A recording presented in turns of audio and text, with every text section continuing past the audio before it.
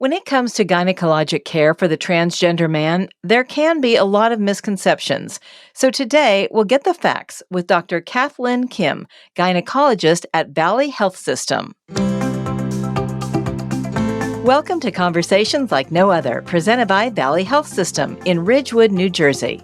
Our podcast goes beyond broad, everyday health topics to discuss very real and very specific subjects impacting men, women, and children. We think you'll enjoy our fresh take. Thanks for listening. Thank you so much for joining us today, Dr. Kim, and making the time to be here. Thank you for having me. So, to clear up some possibly confusing areas of this topic, first of all, could you just tell us some of the terms? Because I know a lot of people are not clear on what a transgender man is, for example. Exactly, yes. So when we refer to transgender men, or sometimes even just like locally, people will just use trans, it's sort of this term to describe people whose gender identity is different than the gender that they were assigned at birth. So in today's discussion about transgender men, it is somebody born with female assigned sex at birth, but then identifies as a man. That may or may not include someone who decides to use hormone therapy or even have what we call gender affirming surgery. So there's sort of a broad spectrum of different types of people that we would see and take care of. Now, if you were born female and you had the surgery, what does that entail to become a man? Well, again, and when we talk about trans men, some of them decide to have surgery, some of them decide not to. Many of them will decide to use hormone affirming therapy, medications to help them. But the surgery could potentially involve what they call top surgery. And that would mean like a surgery to remove the breast tissue and sort of contour the top of them so that they would have more of a masculine contour. And then some patients may decide to even have what they call bottom surgery, which would technically, in medical terms, is called phalloplasty, where they may decide to even create a penis or even a scrotum, depending on, again, what they desire. So there's a vast spectrum. Some trans men might have top surgery, but not bottom surgery. They might have both. It's not one description describes every single patient. And that's really important to know. Right. And can a transgender man get pregnant? Yes, actually, they can. That's a really good question. And I know that's a very confusing question, but the answer is yes. And why that happens or could happen is many transgender men will be taking hormone therapy, most likely testosterone, to help them become masculine. But they will, if they haven't had hysterectomy or other surgeries, still retain their uterus, their ovaries, their cervix. So potentially they can get pregnant. And in fact, for some trans men patients, they decide that they want to get pregnant, that they would, stop their therapy for a short period of time in order to become pregnant. So again, that is definitely a possibility. And a misconception is that because trans men are on testosterone, they feel that, or they may be told that they don't have to worry about contraception, but that in fact isn't really true.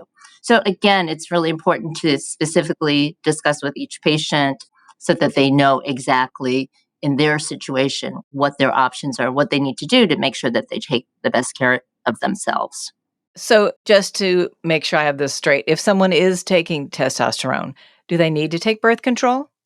They should use contraception, yes. Potentially they could get pregnant. And most trans men, they are eligible to take hormonal birth control. It's not usually something that they would want. Not that it would reverse the effects of the testosterone, but it's usually something that they're not comfortable with. So the most common form still, of course, would be having their partner use condoms if they're having penile vaginal intercourse. So that's still very important. So yes, they still need to keep that in mind that that's a possibility. And what kind of birth control options are available for a transgender man? Just like a cisgender patient, which means that they would still, sort of have the same gender identity as they were assigned at birth, they would need to, or they could consider birth control pills, for example, or an intrauterine device, or even some of the injectable implants that we use for our cisgender patients. All of those are available, but the experience has been that that's less, that they don't feel as comfortable with it, particularly like something like an IUD, which is an intrauterine device, which is something that would have to have a procedure placed in the office. So they would sort of, usually it can sort of stir up uncomfortable experiences and feelings because it sort of reminds them, that uterus, et cetera. So again, condoms seems to still be very important and something that is probably the most commonly used. Dr. Kim, what sort of preventative tests do transgender men need? Like pap test, pap smear? Yes, actually. So again, if they, have not had a hysterectomy, what we call gender affirming surgery, they still have female organs. They still have a cervix. They still have a uterus. They have ovaries. So they need to have pap smear screening, which is a cervical cancer test. I would still recommend that they have full STI or sexually transmitted infection disease screening and a general pelvic exam as well. So these are very important, even though patients may feel that they don't feel comfortable or they're not sure that they even need that kind of testing, but it is absolutely important. And it's difficult because these exams might be not only uncomfortable, but also for trans men who are taking testosterone, they sometimes develop changes that might make it difficult for them to have a pap smear or have like an inadequate sampling. So, it's really important for them to know that, yes, they should come. And you mentioned UTIs. What is that and what are the symptoms? A UTI refers to a urinary tract infection, typically what people call like a bladder infection. So the urethra, which is the opening to the bladder, anatomically is sort of like at the top of the vaginal opening. And during sexual activity, sometimes a little bacteria is pushed up into that area and can cause a bladder infection.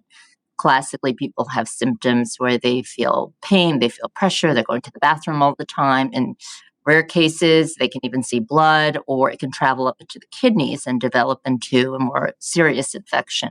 But this is something that's important that is really actually really easily diagnosed and treated. But again, along with STI testing and the other routine testing, should be something that trans men should definitely be able to come in for testing for.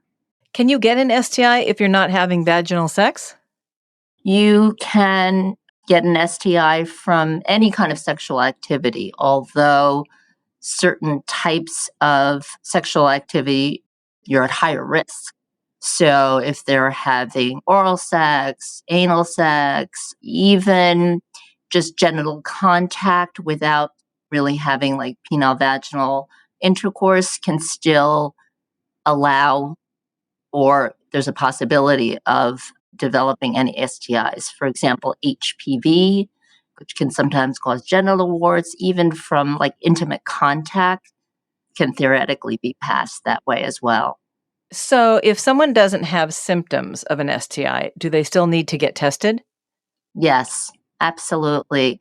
Hopefully, people don't have symptoms, but again, routine screening is important because you don't want to wait till those symptoms can lead to something much more serious. So I definitely recommend that they have, at the minimum, annual screening, and then anytime there's exposure, they're concerned, maybe there's a new partner in the picture, they should come in for additional testing. Dr. Kim, if someone has had top surgery, you were talking about that before, do they still need to have breast cancer screenings? That's a great question. When a trans man has top surgery, they do have breast tissue removed and sort of recontouring, so to speak. But that is different than what we call a mastectomy, which is a cancer reducing surgery. So theoretically, there is potentially still some tissue that remains. certainly in a high risk patient, they would still need to have breast cancer screening. Does testosterone therapy change any risks for, say, uterine or ovarian, cervical, or breast cancer?